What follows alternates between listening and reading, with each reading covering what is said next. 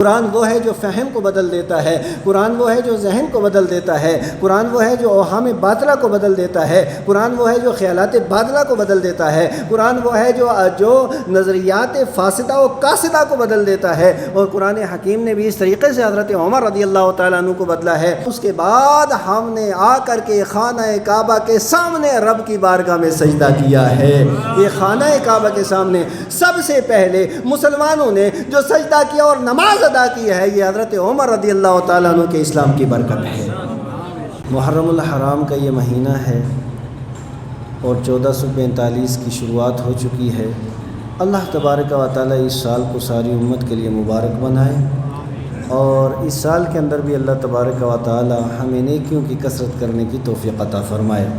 برادران محترم، محرم کا چاند نظر آتے ہی شہادتوں کا سلسلہ شروع ہو جاتا ہے، اور محرم کی 10 تاریخ کو حضرت سیدنا سرکار امام حسین رضی اللہ تعالیٰ عنہ کی اور ان کے رفقا کی شہادت ہوئی، اور پوری دنیا کے اندر ان کی شہادت بیان بھی کی جاتی ہے، منائی بھی جاتی ہے۔ 10 محرم کو انشاءاللہ تعالیٰ مرکزی جامع مسجد کے اندر بھی پروگرام ہوگا، اس کے اندر بھی، اور آئندہ جمعہ کو بھی انشاءاللہ تعالیٰ پوری ڈیٹیل بتانے کی کوشش کی جائے گی۔ آج محرم کی 2 تاریخ ہے، اور محرم کی پہلی تاریخ کو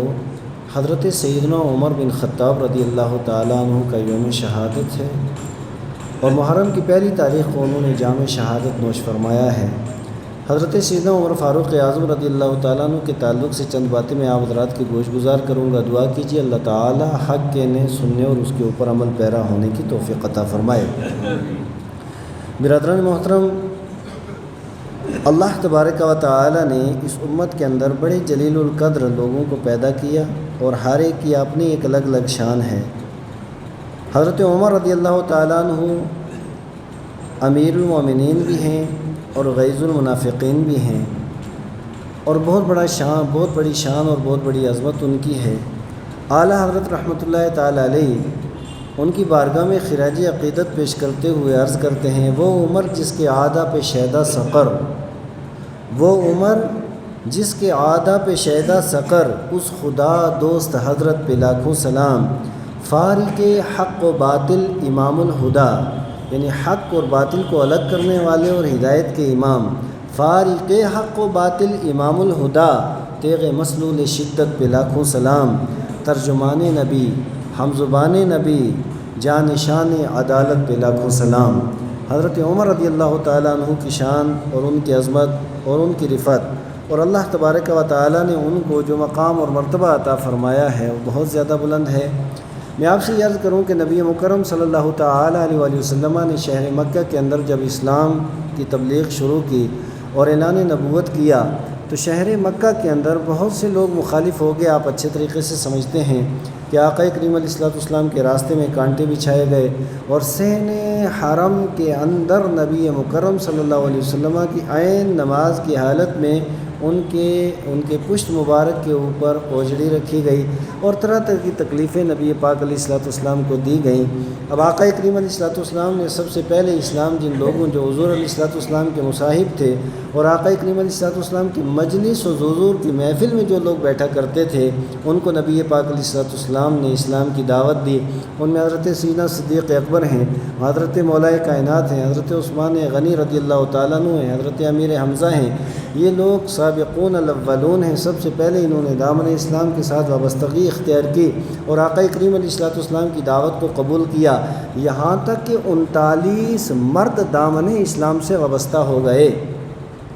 لیکن اس کے باوجود جب عبادت کرنا رہتی تو اس کے لیے دار بنی ارقم کا ایک گھر تھا، اس کے اندر چھپ کر کے یہ لوگ نماز ادا کیا کرتے تھے، کیونکہ بہت سے لوگ مذاق اڑاتے تھے، مسلمانوں کو تکلیف دیتے تھے، پریشان کرتے تھے۔ اللہ تبارک و تعالیٰ کی بارگاہ میں نبی مکرم صلی اللہ تعالیٰ علیہ وآلہ وسلم نے ہاتھ اٹھا کر کے دعا کی، اللہم اعز الاسلام بعمر بن الخطاب، یا اللہ خطاب کے بیٹے عمر کے ذریعے تو اسلام کو عزت عطا فرما دے۔ نبی پاک علیہ الصلوۃ والسلام نے ادھر دعا فرمائی، اور آقا کریم علیہ الصلوۃ والسلام کی دعا ہے، حضور علیہ الصلوۃ والسلام کی دعا تو ہر حال میں اللہ کی بارگاہ میں قبول ہے۔ اور ایک دوسری حدیث کے الفاظ ہیں، نبی مکرم صلی اللہ تعالیٰ علیہ وآلہ وسلم نے اللہ تبارک و تعالیٰ سے 2 عمروں میں سے ایک کو مانگا، ہوتا ہے، ایک عمرو بن ہشام یعنی ابو جہل اور ایک حضرت عمر بن خطاب رضی اللہ تعالی عنہ، نبی مکرم صلی اللہ تعالیٰ علیہ وآلہ وسلم نے اللہ کی بارگاہ میں یہ دعا کی کہ یا اللہ ان دو میں سے کسی ایک کو دامن اسلام کے ساتھ وابستہ کر دے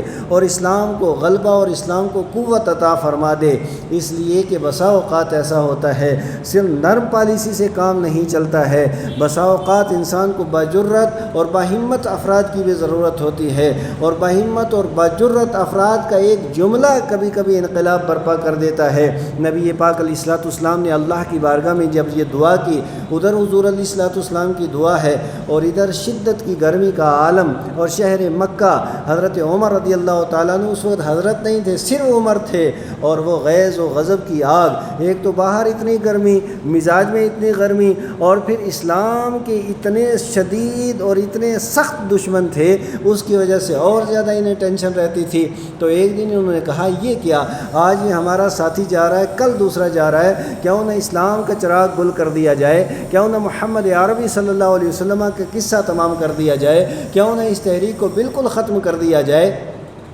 عمر اپنے گھر سے نکلے غیظ و غضب کے عالم میں، اور ابھی جا رہے تھے، راستے میں نعیم بن عبداللہ سے ملاقات ہو گئی۔ عمر کیا حال ہے، ٹھیک ٹھاک، خیریت تو ہیں، یہ مزاج اتنا گرم کیوں ہے، اتنا زیادہ غصہ کیوں ہے، اتنا زیادہ جلال کیوں ہے؟ کہا تجھے پتہ نہیں ہے یہاں پہ ہمارے آبا و اجداد کے دین کے خلاف ایک تحریک چل رہی ہے، آج تلوار ننگی میرے ہاتھ میں ہے، آج میں محمد صلی اللہ علیہ وسلم کا قصہ تمام کروں گا، نہ بانس رہے گا نہ بانسری بجے گی، اور بالکل کچھ نہیں، میں تیغ و تیغ کر کے میں واپس آؤں گا، اور نبی مکرم صلی اللہ علیہ وسلم کو آج جام شہادت نوش کرنا ہے۔ یعنی اس طرح کی گفتگو کی، کہا یہ باتیں بعد میں ہوں گی، پہلے اپنے گھر ذرا چلے جا اور جا کر کے دیکھ آپ کی بہن بھی ایمان سے وابستہ ہو گئی ہے اور آپ کے بہنوئی بھی دامن اسلام کے ساتھ وابستہ ہو گئے ہیں۔ اور سیدھے وہاں سے مڑے اپنے گھر میں، ان کے بہن کے گھر میں پہنچے، اور جاتے ہی کیونکہ چند لوگ اس گھر کے اندر سے سارے حضرت عمر کو دیکھ کر کے وہ چھپ گئے، اور بہن سامنے رہی، بہن کو مارنا شروع کیا، اتنا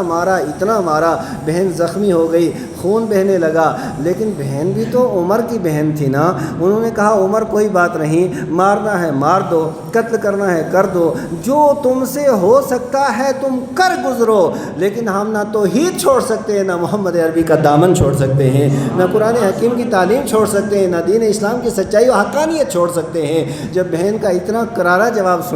سننے کے بعد پھر وہ چارپائی پہ بیٹھے، اور اس کے بعد کہا ذرا یہ تو بتا دے کہ ابھی جس کی تم تلاوت کر رہے تھے وہ کون سا صحیفہ ہے، وہ کون سی آیات مبارکہ ہیں، ذرا میں بھی تو ان کی تلاوت کروں۔ بہن نے بھی پورے جلال کے ساتھ یہ جواب دیا، عمر تم بالکل نجس ہو، میں ہرگز یہ مقدس کلام تمہارے ہاتھ میں نہیں دے سکتی ہیں، نہ تم غسل کرتے ہو نہ وضو کا تمہیں پتہ ہے۔ اب بہن نے جب اس طرح کا جواب دیا، حضرت عمر سوچنے پہ مجبور ہوئے کہ مارا میں نے ہے، وہ بہن جو زندگی میں کبھی میرے سامنے سر اٹھا کر کے جس نے بات نہیں کی تھی، آج وہ میری آنکھوں میں آنکھیں ڈال کر کے بات بھی کر رہی ہے، اور قرآن حکیم کے نسخہ دینے کے لیے یہ تیار بھی نہیں ہو رہی ہے، اور اس کے بدن سے خون بھی جاری ہے۔ آخر اس کلام کے اندر کون سی ایسی تاثیر ہے؟ جب حضرت عمر نے اصرار کیا، بہن نے قرآن حکیم کا جو نسخہ تھا وہ دے دیا، اور اس کے بعد حضرت عمر رضی اللہ تعالیٰ عنہ، کیونکہ شہر مکہ کے اندر جو چند پڑھے لکھے لوگ تھے ان میں ایک حضرت عمر بھی تھے۔ حضرت عمر قریش کی طرف سے سفیر بن کر کے بادشاہوں کے پاس جا کر کے گفت و شنید اور ان سے ڈیل کیا کرتے تھے۔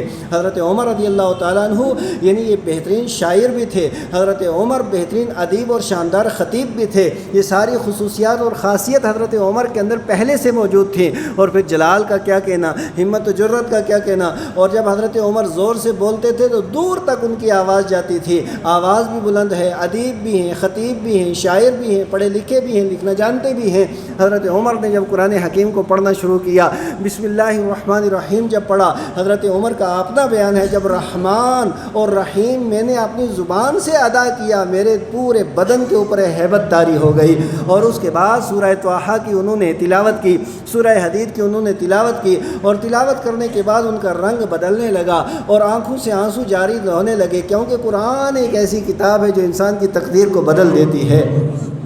قرآن وہ ہے جو فہم کو بدل دیتا ہے، قرآن وہ ہے جو ذہن کو بدل دیتا ہے، قرآن وہ ہے جو اوہام باطلہ کو بدل دیتا ہے، قرآن وہ ہے جو خیالات باطلہ کو بدل دیتا ہے، قرآن وہ ہے جو نظریات فاسدہ و قاصدہ کو بدل دیتا ہے۔ اور قرآن حکیم نے بھی اس طریقے سے حضرت عمر رضی اللہ تعالیٰ عنہ کو بدلا ہے۔ حضرت عمر کی آنکھوں سے آنسو جاری ہو گئے اور وہیں زور سے انہوں نے پکارا اشہد ان لا الہ الا اللہ وان محمدً عبدہ ورسولہ۔ جو ہی انہوں نے یہ کلمہ اپنی زبان سے کہا تو جتنے لوگ چھپے تھے وہ سامنے آ گئے اور انہوں نے نعرہ تکبیر بلند کیا، اور پھر ان کو لے کر کے دار بنی ارقم لے گئے، جہاں نبی مکرم صلی اللہ تعالی علیہ وآلہ وسلم اپنے چند اصحاب کے ساتھ وہاں پہ تھے، انہیں دین کی تعلیم آقا کریم علیہ الصلوۃ والسلام سکھاتے۔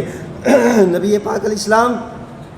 انہیں احکام شرع سکھایا کرتے تھے، اور یہ ایک مختصر سا قافلہ اور مختصر سی جماعت تھی، مختصر سا گروہ تھا، 39 لوگوں کے اوپر مشتمل تھا۔ ادھر سے حضرت عمر رضی اللہ تعالیٰ ان دروازے پہ پہنچے، دروازہ کھٹکھٹایا، آقا کریم علیہ السلام نے ارشاد فرمایا دروازہ کھولو، اندر آنے دو۔ کیوں؟ اس لیے کہ صحابہ بھی جانتے تھے کہ نبی مکرم صلی اللہ تعالیٰ علیہ وسلم نے دعا کی ہے کہ عمر بن خطاب کو اسلام سے نواز دے اور اسلام کا نور ان کے سینے کے اندر مولا کریم تو گامزن فرما دے، اور اسلام کو عمر کے ذریعے عزت عطا فرما دے۔ یہ نبی پاک علیہ الصلوۃ والسلام کی دعا، صحابہ کو ایمان تھا، ان کا یقین کامل تھا کہ یہ دعا تو اللہ کی بارگاہ میں قبول ہو چکی ہے۔ اب حضرت عمر آئے اور آقا کریم علیہ السلام نے اسلام ان کے سامنے پیش کیا، انہوں نے دامن اسلام کے ساتھ وابستگی اختیار کی اور فوراً کلمہ پڑھا۔ کلمہ پڑھنے کے بعد وہ مسلمان ہو گئے، اور مسلمان ہونے کے بعد نبی پاک علیہ الصلوۃ والسلام کی بارگاہ اقدس کے اندر ایک عریضہ پیش کیا، یا رسول اللہ ہم حق پہ ہیں؟ بالکل ہیں۔ کفار باطل پہ ہیں؟ بالکل ہیں۔ اور پھر کہا کہ حق کمرے کے اندر ہو اور باطل صحن کعبہ کے اندر ہو، یہ تو نہیں ہو سکتا ہے۔ اور پھر حضرت عمر رضی اللہ تعالیٰ عنہ نے باقی صحابہ کرام کو لیا، اور ایک صف کی قیادت حضرت امیر حمزہ فرما رہے تھے اور دوسری کی حضرت عمر فرما رہے تھے، اور اس کے بعد حضرت عبداللہ ابن مسعود رضی اللہ تعالیٰ عنہ آنکھوں دیکھا حال بیان کرتے ہیں۔ وہ بیان فرماتے ہیں کہ ان اسلام عمر رضی اللہ تعالیٰ عنہ کان عزتاً و ان ہجرتہ کان فتحا و نصرتاً۔ حضرت عبداللہ ابن مسعود رضی اللہ تعالیٰ عنہ بیان فرماتے ہیں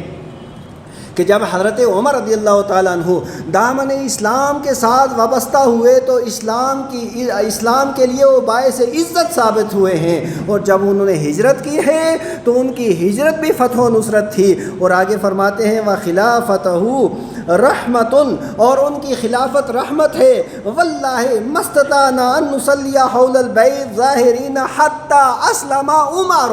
وہ بیان فرماتے ہیں کہ ہم خانہ کعبہ کے دائیں بائیں نماز ادا نہیں کر سکتے تھے، اور خانہ کعبہ کے دائیں بائیں ہم جا نہیں سکتے تھے۔ پھر جس وقت حضرت عمر رضی اللہ تعالیٰ عنہ دامن اسلام کے ساتھ وابستہ ہوئے، وابستہ ہونے کے بعد جماعت کی انہوں نے قیادت کی ہے، اور قیادت کرنے کے بعد جب وہ اسلام لائے فلما اسلم عمر قاتلہم، اب انہوں نے کفار کے ساتھ مقاتلہ کیا ہے، ان کے ساتھ مقابلہ کیا ہے، ان کے ساتھ محاربہ کیا ہے، ان کے ساتھ جہاد کیا ہے، ان کے ساتھ قتال کیا ہے، ایک ایک کو مار کر کے بھگایا ہے۔ پھر فرماتے حتی صلینا،